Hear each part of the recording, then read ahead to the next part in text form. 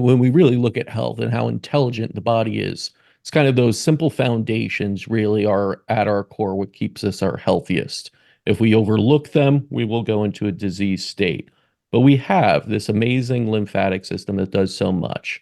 One of the things you touched on there was the kind of mental aspect, the game of the brain in a sense, and how Oh, that that's works. big.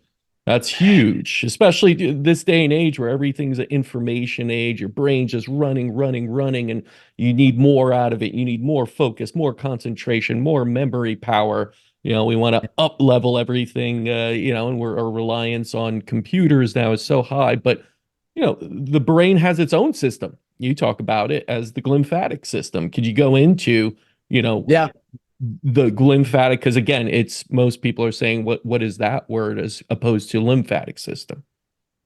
Yeah. Great question. So I'm so glad you brought this topic up. So let's break out the word glymphatic. What's the operative part of that word at the end?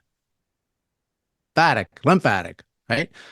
What you need to know for this is that it's gonna dump into your regular lymphatics. Mm. Because what did I say before? Different name, dumps into the same place.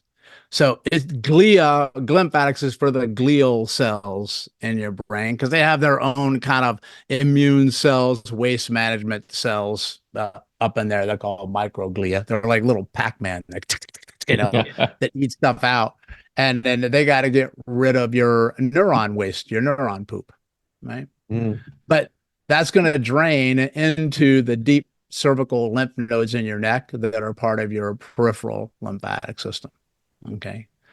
So central, peripheral, I mean, they still talk to each other, right? So if you clear the lymphatics down below, the brain waste will get out more efficiently. Okay.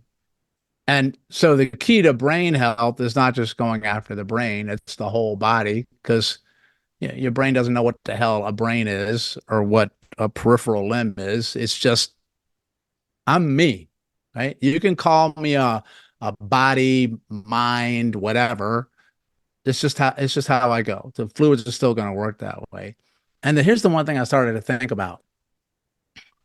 You know, whenever you use your brain, you fire neurons, you wire and fire. And the brain is probably the most metabolically active structure in your body. So if something's highly metabolic, what does it make a lot of? Waste, right? And then I say, well, the brain needs a lot of oxygen and it needs a lot of glucose. And then I ask you, how does that get to the brain? Then you should say blood flow, right? Mm-hmm. So it gets in there, and then all that neuron poop is happening, and then it's got to get out. And then I'm going to say, how does it get out? Then you say blood flow and lymph flow. Yes. So it goes down veins and it goes down the lymphatics to the same place everything else is going, right? The waste from your knee is going to the same place as the waste from your brain. But if the drain is clogged, I don't care where they're coming from. You still have to open up the clog in the brain. So if you have stuck muck in the brain and you have poor blood flow in the brain, then you're going to get inflammation. And here's the thing, man. Brains don't work well if you can't get oxygen and blood flow and waste out. And then it becomes hard to try to improve your life or change your life or make a new habit because it takes a lot of energy to make a new habit. And then people are just like, I'm so tired. I don't want to do anything. Even Mm. though I know I should, I just don't have the energy, right? Because you don't have the environment that's conducive towards a brain to function well and be able to make a difference in how much pain you feel, because pain comes from the brain itself. So a healthy brain can dampen pain better than an unhealthy brain. And all brain health is correlated to lymphatic health, period. You can't separate the two. And then when you learn, wait a minute, let me think logically about where most of this lymph plumbing sits. Most of it's in the neck. Like a lot of your lymph toilets or the garbage men are in the neck. And then I thought to myself, okay, that's an interesting stat, but why in the hell would the body do that? Oh, the brain's up there. Got to clear the brain, right? And then 50% of your lymph is located in your gut. And then I'm thinking, well, that's kind of interesting. Why would it put it there too? See, body's not stupid. That's because you learn that most of your immune system is in your gut. So it makes sense to put the biggest player for your immune system right where it needs it most. And then I think, where's the one place that you put a lot of toxins inside your body all day long? Through your mouth hole. And where does it go? Into the gut. And then if you have a gut issue, which if you're alive on this earth, the answer is yes, you do. Then the lymph is going to be there to try to help you out. So what happens if the lymph gets stuck in the gut and the lymph gets stuck in the neck? Where's all the muck stay? In your gut and in your brain. And then you wonder why everybody has all these inflammation issues and they're not able to get better. And I'm just going to tell you, fluid routes. That's what I'm going to tell you.